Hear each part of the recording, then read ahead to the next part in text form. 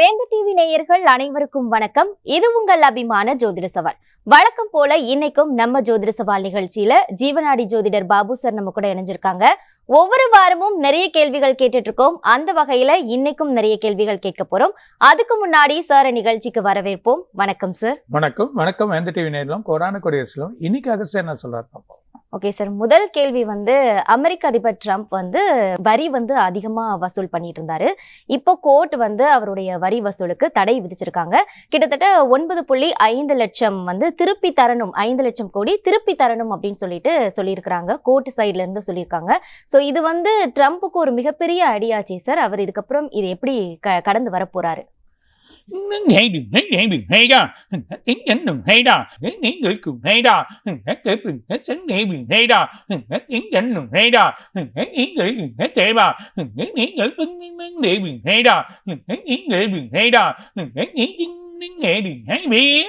அவர் செய்யற ஒரு செயலுமே கெட்ட பேர்ல தான் போகும். அது இல்லாம அங்க இருக்கக்கூடிய மாநிலங்கள் ஒரு 16-17 மாநிலங்கள் இவரை ஏத்துக்கல. இவர் ஏற்றுக்கூடிய நிலைமை இல்லை. அதனால் அவங்க இந்த ஆட்சியை கலைக்கலாம், அதுக்கான வலிமைகள் பண்ணலான்ற ஒரு ஐடியா இருக்குது. இருந்தாலும் இவர் வலிமை கொண்டு செயல் பண்ணுவார். ஆனால் செயல் பண்ணாலும் இவர் செயல்கள் எல்லாமே தப்பாக தான் முடியும். இப்போ இருக்க காலகட்டத்துக்கு இவர் செயல்கள் தப்பாக தான் முடியும். இன்னும் ஒரு 6 மாத காலத்துக்கு இவரோட முடிவுகள் சரி இருக்காது. இந்த முடிவு செயல் இல்லாத முடிவாக தான் இருக்கும். அதனால் பிரச்சனைகள் அமெரிக்காவில் உருவாக போகுது. அமெரிக்காவில் உருவாது இல்லாமல் இவர் வாங்கின வரியை திருப்பி கொடுக்கறது இல்லாமல் அங்கே மக்களுக்கு எக்கனாமிக் ப்ராப்ளத்தை உருவாக்கிடுவார்.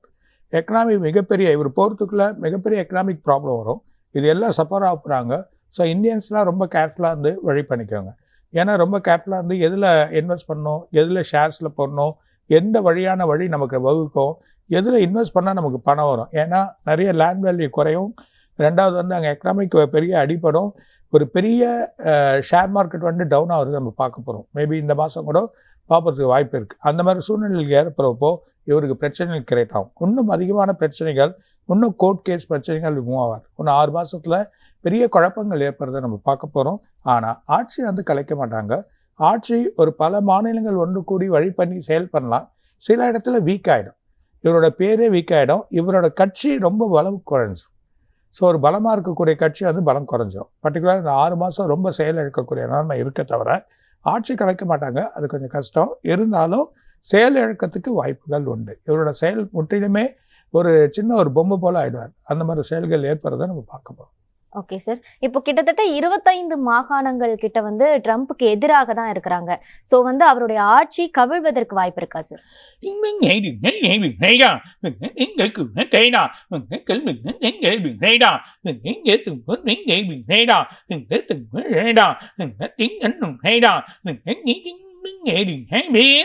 அதாவது அந்த கட்சியை கவுக்கிறதுக்கு இப்போ முடியாது, கொஞ்சம் கஷ்டம். சில கோர்ட் கேஸ்லாம் போடுவாங்க. போட்டு 1.5 வருஷத்தில் சில பிரச்சனைகள் ஏற்படும். அப்போது அவரோட கட்சி குறைக்கலாம், இல்லை அவருக்கு கீழே இறக்கலாம். அந்த மாதிரி சூழ்நிலைகள் ஏற்படும். ஏன்னா இன்னும் அந்த எக்கனாமிக் ப்ராப்ளம் வரல. பெரிய எக்கனாமிக் ப்ராப்ளம் அவங்க வர சொல்ல பெரிய பிரச்சனைகள் உருவாகிறத நம்ம பார்க்க போகிறோம். ஓகே சார், இப்போ ரீசெண்டாக ஸ்பேஸ் எக்ஸ் அந்த ராக்கெட் நிலவில் மோதி இருக்கு. இது மிகப்பெரிய சேதத்தை ஏற்படுத்தி இருக்கு. இதனால நமக்கு ஏதாவது பாதிப்பு ஏற்பட வாய்ப்பு இருக்கா சார்?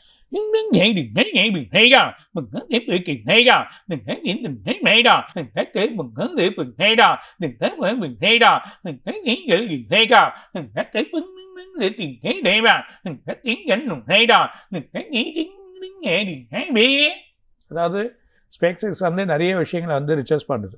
மிகப்பெரிய விஷயத்தை ரிசர்ச் பண்ணி அதுக்கு வழி பண்ணுறதுக்கு இதில் மோதனத்துக்கு உள்ள மாறுபட்ட நிலைகள் இருக்கா, இல்லை இதே மண்ணு தான் இருக்கா, இதே வழி இருக்கா, இல்லை திரவங்கள் எதனா கிடைக்குமா, கனிம பொருட்கள் எதனா கிடைக்குமா அப்படின்ற ஒரு பெரிய முயற்சியை எடுத்துள்ளது.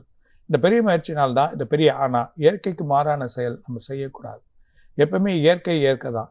இயற்கையை நம்ம எந்த காரணம் கொண்டும் அதை தொட முடியாது. இயற்கை தான் தெய்வமே. ஸோ இயற்கை தான் வழியே.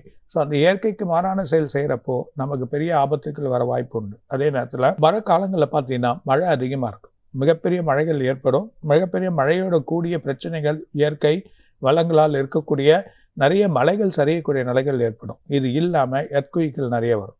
இதுக்கு காரணம் ஸ்டார் வார் ஏற்படும். உலகத்தில் இதெல்லாம் பார்க்க போகிறாங்க மக்கள். இந்த 2 வருஷத்தில் ஸ்டார் வார் ஏற்படுறதுக்கான வாய்ப்புகள் உண்டு. ஸ்டார் வார் எங்கே நடக்குதுன்னு சொல்ல முடியாது, வானவியலில் நடக்கும். சில ஸ்டாரோட இயக்கங்கள் சில இடத்துல மோதக்கூடிய நிலைமை, மோதி சிலதெல்லாம் ஸ்ப்ரெட் ஆகிறத பார்க்க போகிறாங்க.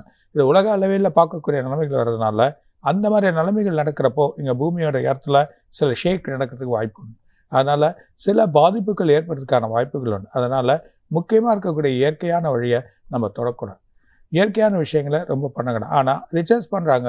இது பூமி, அது நிலவு வந்து பூமியோட பாதி அளவு இருந்தாலும் ரிசர்ச் பண்ணுறதுனால இது ஒரு பெரிய எஃபெக்ட் கிடையாது. ஒரு சின்ன ஒரு பள்ளத்தை தான் ஏற்படுது. ஆனாலும் ஆபத்தான விஷயங்கள் ரொம்ப செய்ய சொல்ல எதிர்நோக்கக்கூடிய காரியங்கள் அதிகமாக இருக்கும். என்ன எதிர்நோக்கக்கூடிய காரியங்களை நம்ம பார்த்து செய்ய வேண்டியது இருக்கும். ரொம்ப கேர்ஃபுல்லாக மக்கள் இருக்கணும். ரொம்ப கேர்ஃபுல்லாக இவங்க ரிசர்ச் பண்ணுறவங்க ரொம்ப கேர்ஃபுல்லாக பண்ணுறது ரொம்ப நல்லது. இருந்தாலும் இயற்கை சீற்றங்கள் ரொம்ப அதிகமாக இருக்கக்கூடிய நிலைமை இருக்குது. கேர்ஃபுல்லாக இருக்கிறது ரொம்ப நல்லது. பர்டிகுலராக இந்த மழை எதிர்பார்க்காத மழையாக இருக்கும், வெள்ளமாக போகும். அந்த மாதிரி மழைகள் வர்றதுக்கான காரணங்கள் அதிகமாகிடுச்சு. அதனால் இந்த சூட்டுத்தன்மை அதிகமாக இருக்கிறதுனால நிலவோட ஒளி தான் நம்மளை காப்பாற்றுது.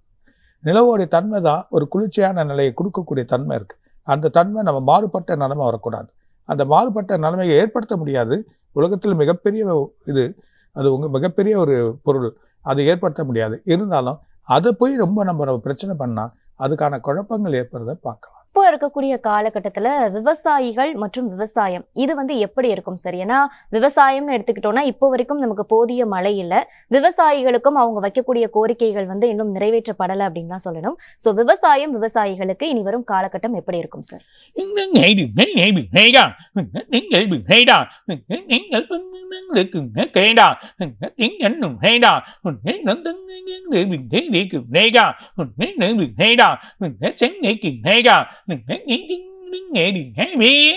அதாவது விவசாயிகளுக்கு வழி பண்ணும். நாடு முழுதுமே பிரச்சனை, இந்தியா முழுதுமே பிரச்சனை இருக்குது. விவசாயிகளுக்கு சில வழிகள் சரியாக செய்ய மாட்டேங்கிறாங்க. சில வழிகள் கொடுக்கணும், அதுக்குன்னு சில தொகைகள் ஒதுக்கணும், சில வழிமுறைகள் பண்ணணும். ஆனால் இந்த தடவை தமிழ்நாட்டில் சில முடிவு எடுக்கும். தமிழ்நாட்டுக்கு விவசாயிகள் சில மாற்றத்தை ஏற்படுத்தி கொடுக்கக்கூடிய நிலைமை ஏற்பட போது கண்டிப்பாக ஒரு முடிவு எடுப்பாங்க. ஸோ அதை கவர்மெண்ட் நல்ல ஒரு வழிமுறை பண்ணி செயல் பண்ணக்கூடிய ஒரு நிலைமை ஏற்படுத்துறதுக்கு சில விஷயங்கள் அவங்களுக்கு தகுந்த மாதிரியாக வழி வரும். அது இல்லாமல் வெள்ளம் போல் அதுவும் கடலோர மாவட்டம் இருக்கவங்களாம் ரொம்ப கேர்ஃபுல்லாக இருக்கும். பயிர்த்தொழில் பண்ணக்கூடிய கடலோர மாவட்டம்லாம் மிகப்பெரிய மழைகள் வரப்போகுது. இந்த மழைகள் வந்து தாக்கி சில வழிகள் பண்ணதுனால கொஞ்சம் கேர்ஃபுல்லாக எந்த டைமில் பயிர் போடணும், எந்த டைமில் பயிர் போடக்கூடாது, எந்த டைமில் கொஞ்சம் காலகட்டங்கள் எப்படி நமக்கு வந்து இந்த செயல்முறைகள் சொல்கிறாங்களோ, எப்படி வந்து மழை வரப்போகுதுன்னு நமக்கு வந்து தெரிய வைக்கிறாங்களோ, அந்த மாதிரி தெரிவிக்கக்கூடிய நிலையெல்லாம் கொஞ்சம் மாற்றி அதுக்கு தகுந்த மாதிரி இந்த செடி மரங்கள், இந்த விவசாயங்கள், நம்ம பண்ணக்கூடிய காய்கறிகள் அதுக்கு தகுந்த மாதிரி போட்டிங்கன்னா நல்ல வழிகள் வரும். இந்த மாத கடைசியில் அடுத்த மாதத்தில் மழைகள் பெருசாக இருக்குது. பர்டிகுலராக கடலோர மாவட்டங்கள், தென் மாவட்டங்கள் முழுதுமே ரொம்ப மழைகள் ஏற்படுறதுக்கான வாய்ப்புகள் இருக்குது. ரொம்ப கேர்ஃபுல்லாக இருக்கிறது ரொம்ப நல்லது. அதே நேரத்தில் விவசாயிகளுக்கு இந்த வாட்டி கண்டிப்பாக ஒரு வழிகள் கிடைக்கும். இந்த வருஷம் இல்லைன்னா அடுத்த வருஷத்தில் அவங்களோட மதிப்பு உயரும், வழிகளும் கிடைக்கும், நல்லபடியாக இருக்கும். ஓகே சார், இப்போ நீங்கள் சொல்கிறத வச்சு பார்க்கும்போது மழை அதிகமாக இருக்கும் அப்படின்னு சொல்கிறீங்க. இப்போ மழை அதிகமாக இருந்தால் பயிர் சேதம் ஏற்பட வாய்ப்பு இருக்கு இல்லையா சார்? தமிழகத்தில் மழை எப்படி இருக்கும்? இந்த மாதிரி இதை எப்படி தவிர்க்கலாம் சார்?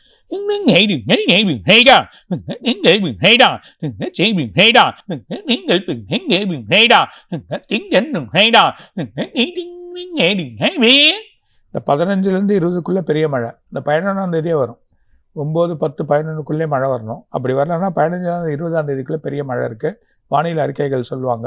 அந்த அறிக்கைக்கு தகுந்த மாதிரியாக விவசாயிகள் வழி பண்ணுற தென் மாவட்டங்கள், பர்டிகுலராக கோயம்புத்தூர், திருச்சி, மதுரை, இந்த மாதிரியா வழிகளில் வந்து கொஞ்சம் பண்ணலாம். தென் மாவட்டங்களாக இருக்கக்கூடிய நாகர்கோவில், இந்த மாதிரியா நாகப்பட்டினம், இந்த மாதிரி இருக்கக்கூடிய கன்னியாகுமரி, இவங்கெல்லாம் ரொம்ப கேர்ஃபுல்லாக இருக்காங்க. கடலோர மாவட்டங்கள்.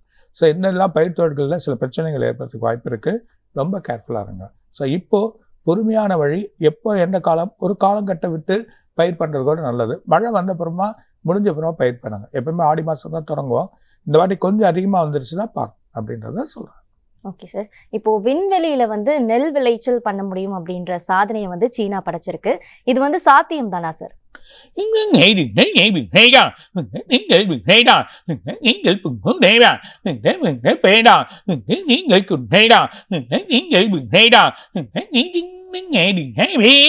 கண்டிப்பாக சாத்தியம். அதாவது காற்று அமைப்பு, நீரோட தன்மைகள், அதாவது நீரோட்டத்தில் அந்த காற்றுல இருக்கக்கூடிய நீர், அந்த தன்மைகள், அப்சர்வேஷன், இது மூணுமே இருந்தால் பயிர் தொழில் பண்ணலாம். ஸோ பயிர் எங்கே வேணாலும் பண்ணலாம். ஸோ ஆகாயத்தில் கூட பண்ணலாம், அதுக்கான பிரச்சனை இல்லை. இந்தியா கூட நிலவில் ஒரு பயிரை வச்சுட்டு வந்திருக்கு, யாருக்கும் தெரியாது. இன்னும் கொஞ்ச நாளில் பார்த்தீங்கன்னா அந்த பயிர் பெருசாக வருதை எல்லாமே காட்ட போகிறாங்க. இந்த உலகத்துக்கு அது தெரியும். ஸோ ஃபஸ்ட்டு சயின்ஸ் வந்து முதல்ல இந்தியா வந்து ஒரு செயற்கைக்கோள் அனுப்ப சொல்ல அங்கே வச்சுட்டு வந்துடுச்சு. ஆல்ரெடி அதை பண்ணியாச்சு. அதே மாதிரி தான் சீனா அப்போது இது நிகழ்த்திருக்கு. இது மட்டும் இல்லாமல் சீனா நமக்கு வந்து ஸ்பேஸ் ஸ்டேஷனுக்கு கொடுக்க போகுது. ஸ்பேஸ் ஸ்டேஷன்னா ஸ்பேஸில் போய் ஒரு ஸ்டேஷனில் எல்லோரும் நின்றுட்டு அங்கேருந்து எல்லாத்தையும் எட்டி பார்த்துட்டு அதுக்கான திரும்ப வரக்கூடிய ஒரு நிலைமை ஏற்படுத்தக்கூடிய இந்த சீனா செய்யும். அவ்வளோ மிகப்பெரிய சயின்ஸ். ஸ்பேஸ் ஸ்டேஷன் வரும். அது இல்லாமல் அங்கே போயிட்டு நின்றுட்டு பார்த்து வர்றது, மக்கள் அங்கே போயிட்டு வரக்கூடிய நிலமை, ஒரு கேஷுவலான வரக்கூடிய நிலமை, ஒரு 2-3 இயர்ஸே செயல் பண்ணக்கூடிய ஒரு நிலமை இருக்குது. அதுக்கப்புறமா 2033 பார்த்தியா பெரிய மாற்றத்தை இந்த உலகம் பார்க்கும். இந்த உலகம் மிகப்பெரிய லெவலில் ஒரு பெரிய மாற்றத்தை இந்த சீனா பண்ணக்கூடிய நிலமை இருக்குது. கண்டிப்பாக அது நடக்கும். அதோட டையப்பும் இந்தியாவும் வரும். இந்தியாவும் செயல் பண்ணக்கூடிய ஒரு நிலைமை நம்ம பார்க்க போகிறோம். இந்த உலகுக்கு மிகப்பெரிய முக்கியமான இன்னும் மிகப்பெரிய ஆராய்ச்சி, இன்னும் ஸ்பேஸோட பெரிய ஆராய்ச்சிலாம் நமக்கு பெரிய வெற்றியை கொடுக்கக்கூடிய நிலைமை இருக்குன்றதை சொல்கிறாங்க. Okay sir. இந்த வாரம் தங்கம் வெள்ளி விலை நிலவரம் எப்படி இருக்கும் sir?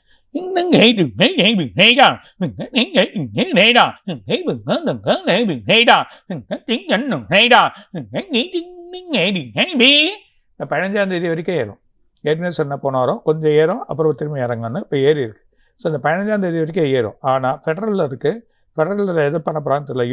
US rate of interest cut பண்ணான்னா கண்டிப்பாக குறைஞ்சிடும். ஸோ குறையிறதுக்கு வாய்ப்பு இருக்குது. ரொம்ப கேர்ஃபுல்லாக இருக்கும். ஸோ எதிர்பார்க்காத அளவுக்கு குறையிறதுக்கும் வாய்ப்பு இருக்குது. ஆனால் இந்த 15ஆம் தேதி வரைக்கும் நல்லா ஏறும். வழி இருக்குது. கோல்டில் சில்வரும் ஏறும். அதுக்கான வழிமுறைகள் இருக்குது. ஆனால் ஷேர்ஸ் ரொம்ப கேர்ஃபுல்லாக இருக்கும்.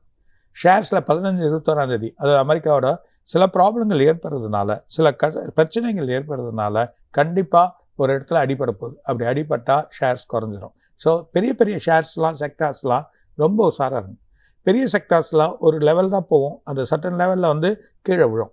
ஏன்னா சடனாக பாதி இல்லைன்னா முக்கால்வாசி ஒரு 5%லாம் குறையிறதுக்கான வாய்ப்புகள் நிறைய இருக்குது. ஸோ ரொம்ப நீங்கள் கேர்ஃபுல்லாக இருந்து பார்க்குறது தான் நல்லது. அது இந்த பர்டிகுலராக இந்த மாதம் நெக்ஸ்ட் மந்த்லேருந்து கொஞ்சம் ஃப்ரீ ஆகிடும். சில விஷயங்கள் மாறும். அது இல்லாமல் சில பிரச்சனைகள் ஏற்படும். இல்லை வேறு கண்ட்ரிகள், அதாவது முஸ்லிம்ஸ் கண்ட்ரியோ இல்லை வேறு அதர் கண்ட்ரிஸோ ஃபைட் நடக்க சொல்ல கோல்டு டிமாண்ட் ஆகலாம். அப்படி டிமாண்ட் ஹவுஸில் இம்போர்ட் டிமாண்ட் ஹவுஸில் கண்டிப்பாக ஏறதுக்கு வாய்ப்பு இருக்குது. ஆனால் 10ஆம் வருஷத்துலேருந்து ஆட்டோமேட்டிக்காக ஏறதான் போகுது. பிரச்சனை.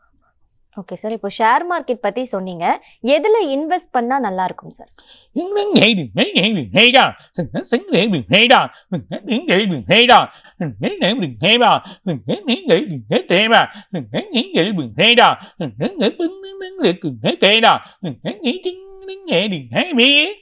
மெயினாக சோலார், இந்த டாட்டா லைன்ஸு, அப்புறம் பெரிய செக்டார்ஸு, அதானி இதெல்லாம் கொஞ்சம் ட்ராப் பண்ணுங்க, கொஞ்சம் ஸ்லோ பண்ணுங்கள். இன்வெஸ்ட் பண்ணுங்க, ஃப்யூச்சர் இருக்கும். ஆனால் இன்வெஸ்ட் பண்ணுங்க, ஸ்லோ பண்ணிக்கோங்க. இப்போ டே டு டே இல்லை ஒரு மந்தில் நம்ம பணம் பார்க்கணுன்னா சின்ன செக்டார்ஸ் இருங்க. மினிமம் 150 ரூபா கீழே, 150 ரூபா, 160 ரூபா, இல்லை 40 ரூபா, 80 ரூபா, 90 ரூபா அப்படி இருக்கக்கூடிய புது செக்டார்ஸ் அது உள்ளே வருது. இந்த செக்டார்ஸ் சடனாக பார்த்தீங்கன்னா டபுள் மடங்கு ஆகும். ஸோ 80 ரூபான்றது 160 ரூபாய்க்கு போயிடும். ஸோ அந்த மாதிரி செக்டார்ஸ் எடுங்க. பெரிய லெவலில் பணம் அடிப்பீங்க. பணம் நல்லபடியாக வரும், நல்ல வழியாக வரும். ஏன்னா இது நல்ல ஒரு முயற்சியாக இருக்கும் உங்களுக்கு. ஸோ இந்த செக்டார்ஸ்லாம் சடனாக இறங்கினா சடனாக 100 ரூபா 150 ரூபா இறங்கிறதுக்கும் வாய்ப்பு உண்டு. அந்த மாதிரி சூழ்நிலை அமெரிக்காவோட பொசிஷன் பொறுத்து தான் இது அமையுது. அமெரிக்கா சில பொசிஷன் மாறுறப்போ கண்டிப்பாக இது அடிபட்டுரும். அப்போது நீங்கள் இந்த சின்ன செக்டார்ஸ் புதுசாக வரக்கூடிய டெலிகம்யூனிகேஷன்ஸு, அது இல்லாமல் இருக்கக்கூடிய இந்த என்ன சொல்ல உரம் சம்மந்தப்பட்டது, கெமிக்கல் சம்மந்தப்பட்டது, அது அந்த மாதிரி இருக்கக்கூடியதெல்லாம் நீங்கள் எடுத்திங்கன்னா ஒரு சின்ன செக்டார்ஸாக இருக்கிறதெல்லாம் பெரிய டெவலப்மெண்ட் வரதுக்கான வாய்ப்புகள் உண்டு. எதிர்பார்க்காத பணங்கள் நம்ம சம்பாதிக்கிறதுக்கு வழி கிடைக்கும். Okay sir. இந்த வாரத்தில் நடக்க போகிற முக்கியமான 3 விஷயங்கள்னா என்ன சார்?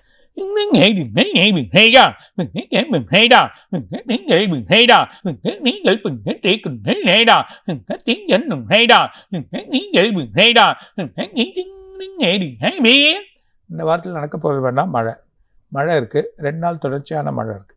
2 நாள் இரவில் நைட்டில் சென்னை ஃபுல்லாக 2 நாள் முழுதும் நைட்டு ஃபுல்லாக பெய்யும். அந்த மாதிரி ஒரு நிலைமை கொஞ்சம் குளிர்ச்சியை கொடுக்கக்கூடிய நிலைமை ஏற்படும். அது இல்லாமல் உங்களுக்கு வந்து இடிபாடில் ஒரு இடத்துல ஒரு பில்டிங் பிரச்சனையாகும். அதை பார்க்க போகிறாங்க. இடிபாடில் ஒரு பில்டிங் ஒன்று பிரச்சனையாகுது பார்க்க போகிறாங்க. மக்கள் கொஞ்சம் அங்கே அவதி பறந்து பார்ப்பாங்க. 2 சுற்றுலா பயணிகள் ஒரே நேரத்தில் 2 இடத்துலையுமே ஒரு இன்சிடென்ட் நடக்கும்.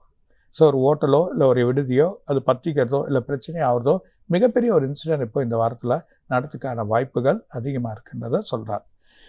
Ngày đừng thấy ngày đừng hay đa, đến để đừng hay đa, kiến để từng thấy vậy đa, đến நீ வேடா நீ đừng hay எதிர்கட்சி இப்போ கொஞ்சம் தமிழ்நாட்டோட எதிர்கட்சியில் சில குழப்பம் வந்திருக்கு. அதில் இன்னொருத்தருக்கும் ஒரு மந்திரியோ இல்லை எம்எல்ஏ வந்திருக்கு, அவருக்கு இன்னொரு பிரச்சனை ஏற்படுறதை நம்ம பார்க்க போகிறோம். Okay sir. புயல், வெள்ளம் அந்த மாதிரி எதுவும் எச்சரிக்கை இருக்குதா?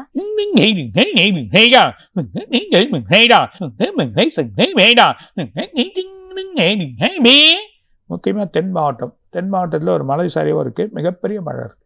ஸோ இந்த 15ஆம் தேதி, அதாவது இந்த மாத கடைசியில், அப்படி கணக்கு வச்சு ஒரு வாரத்தில் இல்லை, இந்த மாத கடைசியில் பெரிய மழை ஒன்று காத்துருக்கு.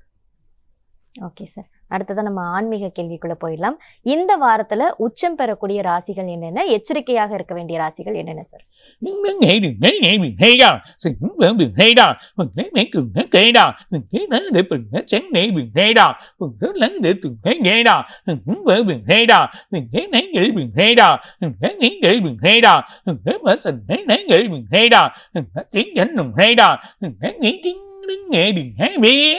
மெயினாக சிம்மம், கன்னி, ரிஷபம், கடகம் 4மே வெற்றியை நோக்கி போகும். இந்த மாதம் நல்ல வழி கிடைக்கும். சிம்மத்துக்கு போதிய அளவு தொழில் சம்பந்தப்பட்ட தொழில்கள் வழி வரும். கன்னிக்கு விரயமானது குறைஞ்சு செயல்பாடுகள் நல்லாயிடும். அதே நேரத்தில் கடகத்துக்கு போதிய அளவு பணம் கிடைக்கும், வழி வரும். ஒரு செயலில் நமக்கு வழி பண்ணோம் அப்படின்ற ஒரு எண்ணங்கள், ஒரு போதிய அளவுக்கு வழிகள் கிடைக்கிறது வரும். ரிஷபத்துக்கு பணமும் வேலையில் உயர்ந்த வழியும் நல்ல பணங்கள் கிடைக்கிறதுக்கும் வழிகள் வரும். எதிர்பார்க்காதது லேண்டு விற்கிறது, லேண்ட் வாங்குறது, இல்லைன்னா இந்த ஷேர் மார்க்கெட்டில் போட்டிருக்க பணங்கள், ஏன்னா ரிஷபத்துக்கு வந்து கோல்டு, சில்வர் ரொம்ப அதோட வழிகள் அவங்களுக்கு நல்லபடியாக கிடைக்கும். இது 4மே ரொம்ப அருமையாக இருக்குது. பர்டிகுலராக கும்பம், மீனம் உங்களுக்கு இருக்கக்கூடிய மேஷத்துக்கு வீட்டில் பிரச்சனைகள் ஏற்படும், வேலையில் குழப்பங்கள் ஏற்படும், வீட்டில் பொருள் தொலையும். எதிர்பார்க்காத பொருள் ஒரு தொலைச்சிட்டு இல்லை வெங்கனா வச்சுட்டு காணும்னு தேடக்கூடிய நிலைமை ஏற்படும், இல்லை வாகனத்தினால விரயங்கள் ஏற்படுறதுக்கு வழி வரும். கும்பத்துக்கு வந்து பிரச்சனைகள் ஜாஸ்தியாகவும், அது இல்லாமல் கடன்கள், வேலையிலேருந்து டீக்ரேட் ஆகும், இல்லை வேலையை விட்டு போங்க, ஐடியில் இருக்கவங்களோ இல்லை அதர் செக்டரில் இருக்க வேலையை விட்டு போய் வேறு வேலை தேடிக்கோங்க அப்படின்ற ஒரு செயல்கள் வரும். மீனத்துக்கு வந்து ஃபேமிலிக்குள்ள பிரச்சனை, ஹஸ்பண்ட் ஒய்ஃபுக்குள்ள பிரச்சனைகள் வரும், சின்ன குழப்பங்கள் ஏற்படும், மனசு ஒரு நிம்மதி இருக்காது, ஒரு தூக்கத்தை இல்லாமல் கொடுக்கும். இத்தனைக்கும் இவங்க 3 பேருக்குமே குரு நல்லா இருக்கா, இருந்தாலும் பாதகாவதி சாதகமாக இருந்தும் பலன் இல்லாமல் இருக்கான். ஸோ அதனால் கொஞ்சம் கேர்ஃபுல்லாக இருக்குது நல்லது. மற்ற சரசாசிகள் நடுத்தரமாக இருக்குது, பேடான விஷயம். Okay sir. இப்போ நம்முடைய முன்னோர்கள்லாம் வந்து அடிக்கடி ஒரு விஷயம் சொல்லுவாங்க, காசி ராமேஸ்வரம் வந்து போயிட்டு வரணும் அப்படின்னு சொல்லிட்டு. இந்த காசி ராமேஸ்வரம் இதுக்கு இடையே இருக்கக்கூடிய அந்த தொடர்பு என்ன சார்? எதனால வந்து காசி ராமேஸ்வரம் போகணும் அப்படின்னு சொல்றாங்க?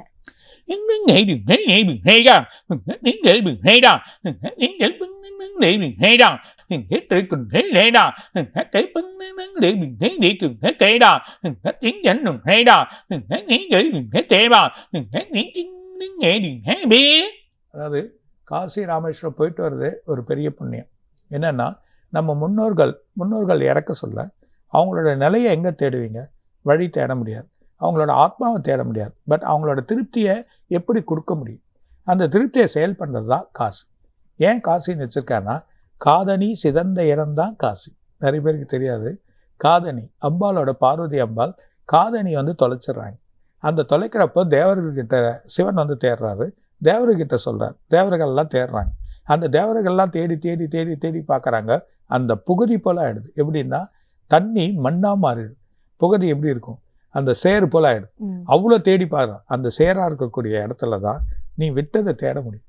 நீ விட்ட வழியை வந்து தேடக்கூடிய ஒரு நிலையை தான் அங்கே காசியாக அமைக்கப்பட்டிருக்கு. அந்த காசிக்கு நம்ம போகிறப்போ நீ உன்னோட விட்டுப்போன பெரியவங்கள், விட்டுப்போன செயல்கள், உன்னோட காரியங்கள் விட்டு போச்சு, செயல்கள் நடக்கலை, வீட்டோட செயல்கள் நடக்காமல் இருக்குது, எல்லாமே முடங்கி இருக்குன்னா அந்த காசிக்கு போகணும். அப்போ போயிட்டு வந்தால் அந்த செயல் மாறும். அதே நேரத்தில் ராமேஸ்வரத்துக்கு வந்தீங்கன்னா, ராமேஸ்வரத்தில் புண்ணியம் தேடி அந்த புண்ணியம் கிடைக்கிறப்போ உடல் சுத்தமாயிடும். அதனால தான் புனித நீராக இருக்குது. இன்றைக்கி வரைக்கும் காலையில் எல்லாரும் குளிப்பாங்க, அவ்வளோ எண்ணெய்கள் வழிகள் எல்லாம் போகும். காலையில் 10 மணி மேலே கடல் உள்ளே வந்து திரும்ப அதை எல்லாத்தையும் அடிச்சுன்னு போயிடும். அதை அடிச்சுன்னு ஒரு சுத்தமாக்கினே இருக்கும். அதுதான் புனித நீர். அந்த புனித நீராடில் நீராடணும். அதே நேரத்தில் இந்த சிதைந்த இடமா இருக்கக்கூடிய இந்த காசியில் நீராடினா அவ்வளோ உடல் நல்லது.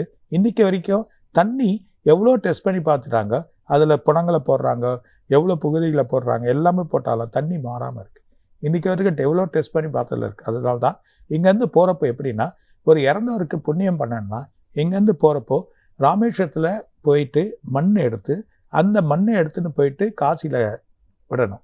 அந்த காசியில் இருக்க தண்ணியை எடுத்துன்னு வந்து எங்கள் ராமேஸ்வரத்தில் சிவனுக்கு அபிஷேகம் பண்ணணும். இதுதான் ஐதீகம். ஒரு பித்ரு தர்ப்பணம் பண்ணணும்னா இந்த ஐதீகத்தை யார் ஒருத்தர் முழுசாக செய்கிறாங்களோ அப்போ தான் வழி வரும். அப்போது உன்னோட கர்மா, நீ செய்யக்கூடிய நிலை, முன்னோர்களோட கர்மா, அவங்களோட செயல் வழி எல்லாமே தீரக்கூடிய நிலை தான் இந்த காசியும் ராமேஸ்வரம் போயிட்டு வர சொல்கிறாங்க. ஓகே சார், நம்ம நிகழ்ச்சியோட இறுதிக்கட்டத்துக்கு வந்துட்டோம். இன்னைக்கு நிகழ்ச்சியில் நான் கேட்ட எல்லா கேள்விகளுக்கும் ரொம்ப தெளிவான விளக்கத்தை கொடுத்தீங்க சார். நிகழ்ச்சிக்கு வந்ததுக்கு ரொம்ப நன்றி சார். வணக்கம். வணக்கம் வேந்த டிவி நேயர்களும் கோடான கொரியர்ஸிலும் இன்னும் நிறைய இருக்காக சார் சொல்வார். வணக்கம். மீண்டும் மற்றொரு ஜோதிட சவால் நிகழ்ச்சியில் உங்களை சந்திக்கும் வரை உங்களிடமிருந்து விடை பெறுவது வினோதினி.